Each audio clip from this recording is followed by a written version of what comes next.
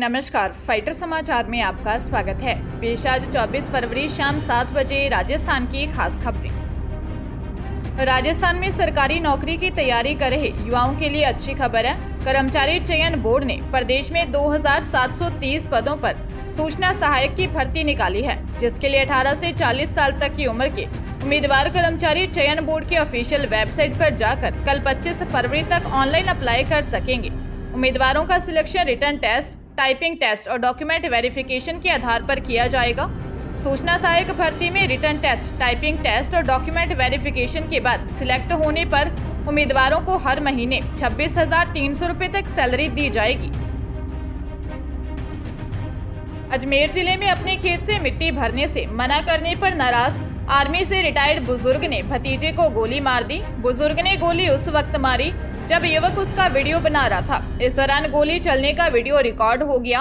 गोली सीधा युवक के प्राइवेट पार्ट पर जा लगी। घायल युवक को गंभीर हालत में जिला अस्पताल रेफर किया गया है। वहीं आरोपी की पुलिस तलाश कर रही है। घटना बयावर के ठिकरना गुजरान की है।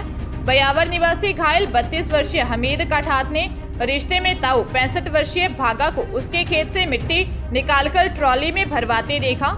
सने ताऊ से मिट्टी भरने से मना किया तो भागा ने गोली मार दी और मौके से फरार हो गया। जानकारी के अनुसार आरोपी शराब के नशे में था।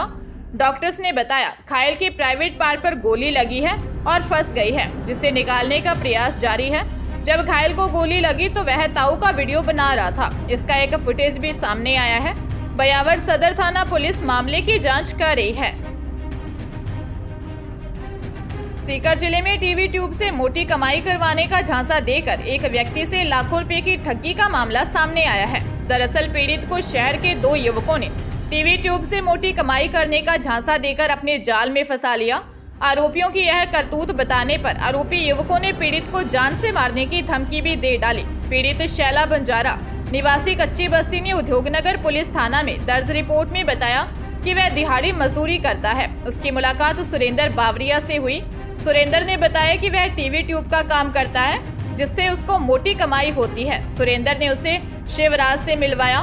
दोनों ने उसे षड्यंत्र में फंसाया और मोटी कमाई का लालच दिया। शैला ने लालच में आकर अपनी पत्नी के गहने गिरवी रखकर बैंक से लोन लेकर वह अपने रिश्तेदार से उधार लेकर शिवराज, सुरेंद्र बावरिया व अन्य 5 लोगों को 5,04,000 रुपए दे दिए। सभी आरोपियों ने उससे रुपए ऐंठने के लिए यह षड्यंत्र रचा था। पुलिस मामले की जांच कर रही है। हाईकोर्ट के आदेश पर उदयपुर से चित्तौड़गढ़ जिला न्यायालय में स्थानांतरित हुए 7 साल पुराने प्रकरण में जिला एवं सत्र न्यायाधीश ओमी पुरोहित ने उदयपुर निवासी महिला अधिवक्ता रुचिका हत्याकांड के बहुचर्चित मामले में आखिरकार आरोपी को उम्र कैद की सजा सुनाई है। वकील के हत्या का आरोपी पड़ोसी था। मामला उदयपुर का था, लेकिन हत्या के आरोपी को किसी के द्वारा पैरवी नहीं करने पर हाईकोर्ट ने आदेश पर इसे चित्तौड़गढ़ जिला न्यायालय में स्थानांतरित किया गया था। लोक अभियोजक सुरेश चंद्र शर्मा ने बताया कि अजमेर निवासी दुली चंद ने सुखेर थाने में 1 दिसंबर 2016 को दी रिपोर्ट में बताया था कि उनकी बेटी रुचिका की लव मैरिज उदयपुर निवासी कृष्ण वल्लभ गुप्ता से 13 साल पहले हुई थी। दोनों उदयपुर में रह रहे थे और उनका एक बेटा बेटी थी और उनका दामाद रुचिका से मारपीट करता था। इनका तलाक का केस भी चला था। 1 दिसंबर को रुचिका की हत्या की सूचना मिली। पिता ने रिपोर्ट में मृतका के मकान के पास ही निवासरत दिव्या कोठारी पर हत्या का आरोप लगाया था। जोधपुर जिले के महामंदिर पावटा बी रोड पर रहने वाले एक अविवाहित युवक जयपुर के एक मैरिज ब्यूरो के झांसे में आ गया। मैरिज ब्यूरो ने एक युवती का नंबर दिया। जयपुर की शातिर युवती और उसके परिजनों ने साजिश रचकर युवक से 3,18,000 रुपए ठग लिए। बाद में जब शादी करने की बात की तो युवती ने मना कर दिया। रुपए मांगे तो कहा कि उसकी तरह कई लड़कों से वह ठगी कर चुकी है। 30 वर्षीय हितेश बाफना निवासी पावटा बी रोड वीर दुर्गादास कॉलोनी ने महामंदिर थाने में दर्ज शिकायत में बताया कि शादी कराने के लिए उसके परिचित ने उसे जयपुर स्थित साक्षी मैरिज ब्यूरो का नंबर दिया था। मैरिज ब्यूरो ने 4,500 रुपए लेकर उसे करीब 12 युवतियों के नंबर और फोटो दिखाए। इसमें ठग युवती निधि अग्रवाल का नंबर भी था। निधि अग्रवाल और उसके परिवार ने मिलकर पीड़ित से 3,18,000 रुपए ठग लिए। पुलिस मामले की जांच कर रही है। उदयपुर जिले के कोट चौराहे पर फिर दर्दनाक हादसा हो गया। अब एक स्कूल बस ने स्कूटी सवार 2 युवतियों को टक्कर मार दी, जिसमें एक की मौत हो गई। एक माह में यह दूसरा हादसा है। इससे पहले गत 23 जनवरी को बेटी की शादी की खरीदारी के लिए मंडी जा रही एक महिला को रोडवेज बस ने कुचल दिया था। सवीना निवासी 28 वर्षीय नसरीन सैयद शादी समारोह में शामिल होकर अपनी 25 वर्षीय सहेली रितु के साथ घर लौट रही थी। तभी कोट चौराहे पर तेज रफ्तार नारायण चिल्ड्रन स्कूल की बस ने युवतियों की स्कूटी को टक्कर मार दी। हादसे में नसरीन की मौत हो गई। परिजनों ने बताया कि नसरीन एक निजी कंपनी में नौकरी करती थी। उसके निकाह की पूरी तैयारी थी। पुलिस मामले की जांच कर रही है। राजस्थान के विधानसभा चुनाव में 10 महीने से भी कम समय बचा है। अगले साल लोकसभा चुनाव भी होने हैं। दोनों चुनावों में राजस्थान जीतने के लिए बीजेपी ने मास्टर प्लान तैयार किया है। चुनाव में जितना जोर ऑन ग्राउंड कैंपेनिंग पर रहेगा, उतना ही फोकस ऑनलाइन कैंपेनिंग पर भी रहेगा। इसके बीजेपी के सबसे बड़े हथियार होंगे व्हाट्सएप, ट्विटर, फेसबुक और इंस्टाग्राम। अब तक बीजेपी राजस्थान में सोशल मीडिया के जरिए 80 लाख लोगों से जुड़ी हुई है। इस आंकड़े को चुनावों में 4 करोड़ तक ले जाने का टारगेट है। बीजेपी 55,000 व्हाट्सएप ग्रुप के जरिए कांग्रेस पर डिजिटल हमला करेगी। हर विधानसभा के लिए अलग सोशल मीडिया पेज बनाया जा रहा है। इस काम को अंजाम देगी भाजपा की 3200 लोगों की टीम। अब तक 2700 लोगों को सोशल मीडिया टीम के तौर पर अलग अलग स्तर पर जिम्मेदारियां दी जा चुकी हैं। करौली कोतवाली पुलिस ने अनाज मंडी में आड़त का काम करने वाले व्यापारी को धमकी देकर 1 लाख रुपए की फिरौती मांगने के आरोपी को गिरफ्तार किया है। पुलिस ने एफआईआर दर्ज होने के 24 घंटे के अंदर ही आरोपी को मोबाइल लोकेशन के आधार पर दिल्ली से दबोचा है।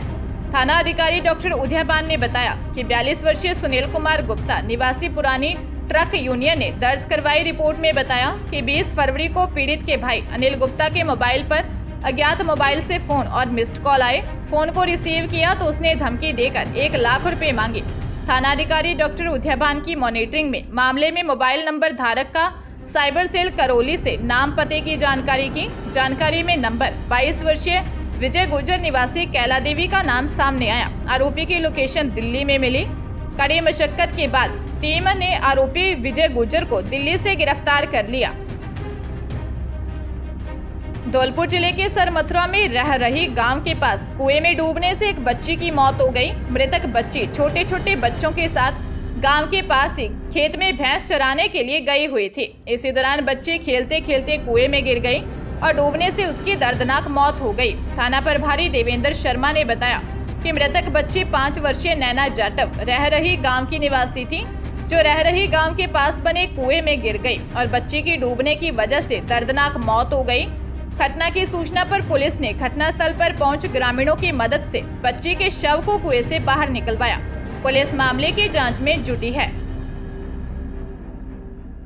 अजमेर के शक्तिनगर स्थित मकान में चोरी की वारदात सामने आई है। चोरों ने मकान के ताले तोड़कर प्रवेश किया और अलमारी में रखी लाखों की ज्वेलरी सहित 50,000 रुपए नकदी चोरी कर फरार हो गए। पीड़ित परिवार बयावर से अपने घर वापस लौटा तो सामान बिखरा हुआ मिला। शक्तिनगर निवासी मनीष जैन ने अलवर गेट थाना पुलिस को बताया कि वह अपने परिवार के साथ बयावर गए हुए थे। रात को वापस घर लौटे तो घर के ताले टूटे हुए मिले। पीड़ित के अनुसार मकान से 7 से 8 लाख रुपए की चोरी की वारदात को अंजाम दिया गया है। पुलिस ने घटनास्थल का मौका मुआयना कर जांच शुरू कर दी है।